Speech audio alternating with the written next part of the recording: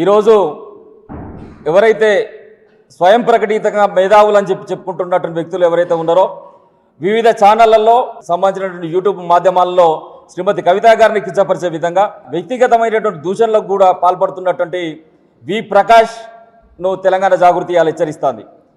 వి ప్రకాష్ అనేటువంటి వ్యక్తి స్వయం ప్రకటితంగా తనకు తానే మేధావని చెప్పేసి ప్రకటించుకొని అనేక రకాలైనటువంటి దుర్మార్గమైనటువంటి పనులకు కూడా గడుతున్నాం. ఈరోజు కవిత గారు ఏం మాట్లాడిల్లు?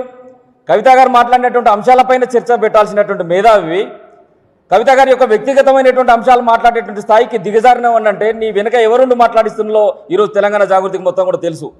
ఇలా కవిత గారు ఏం మాట్లాడిల్లు? కాళేశ్వరం సంబంధించినటువంటి కమిషన్లో ఆ యొక్క కాళేశ్వరం ప్రాజెక్టులో అవినీతి అనేటువంటి జరిగింది. ఈ అవినీతి అనేటువంటి జరిగితే ఇది గౌరవ ముఖ్యమంత్రి మాజీ ముఖ్యమంత్రి వర్యులు ఎవరైతే ఉన్నారో కేసీఆర్ గారికి ఈరోజు ఈ అవినీతి మరకలు అంటించినటువంటి కుట్రదారులు ఎవరు?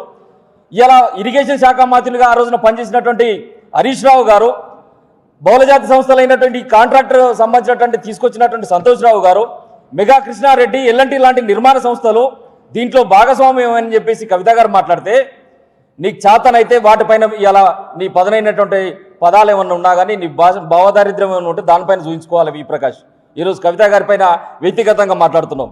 నువ్వెవరు 6 నెలలు నువ్వు బయటికి పోని చెప్పడానికి నువ్వెవరు వి ప్రకాష్ అని చెప్పేసి